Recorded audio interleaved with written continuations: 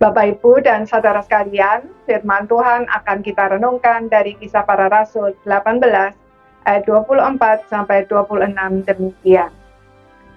Sementara itu datanglah ke Efesus seorang Yahudi bernama Apolos yang berasal dari Alexandria. Ia seorang yang fasih berbicara dan sangat mahir dalam soal-soal kitab suci. Ia telah menerima pengajaran dalam jalan Tuhan. Dengan bersemangat, ia berbicara, dan dengan teliti, ia mengajar tentang Yesus. Tetapi ia hanya mengetahui baptisan Yohanes. Ia mulai mengajar dengan berani di rumah ibadat. Tetapi setelah Priscilla dan Aquila mendengarnya, mereka membawa dia ke rumah mereka, dan dengan teliti menjelaskan kepadanya jalan Allah.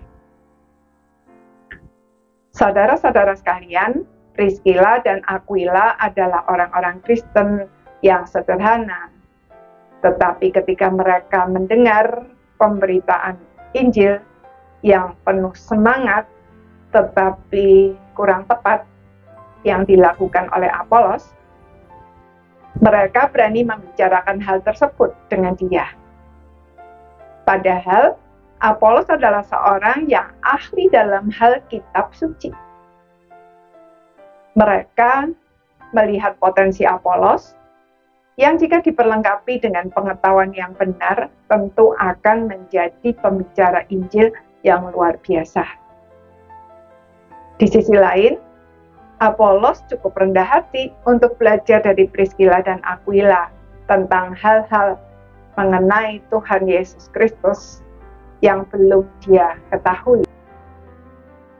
Sebab ia hanya mengenal Tuhan Yesus dari pemberitaan Yohanes Pembaptis yang tentu saja tidak lengkap.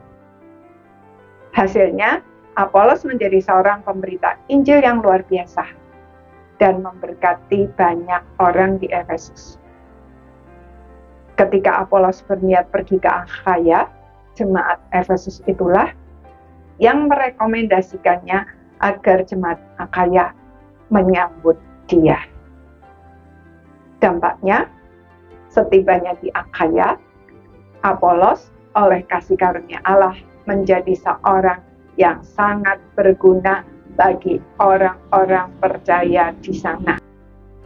Sebab dengan tidak jemu-jemu, ia membantah orang-orang Yahudi di muka umum dan membuktikan dari kitab suci bahwa Yesus adalah Mesias. Saudara, sebagai anggota tubuh Kristus, kita semua tidak sempurna. Karena itu sudah seharusnya kita saling melengkapi. Sayangnya, perasaan minder dan juga sombong seringkali menjadi penghalang bagi kita, sehingga yang merasa kurang terpelajar, miskin, masih muda, jemaat biasa, dan lain-lain, tidak berani memberi masukan kepada mereka yang dianggap lebih terpelajar, kaya, banyak pengalaman, punya jabatan gerejawi, pernah sekolah teologi, dan lain sebagainya. Sebaliknya, yang merasa lebih terlalu sombong untuk mau mendengarkan orang-orang yang mereka anggap kurang.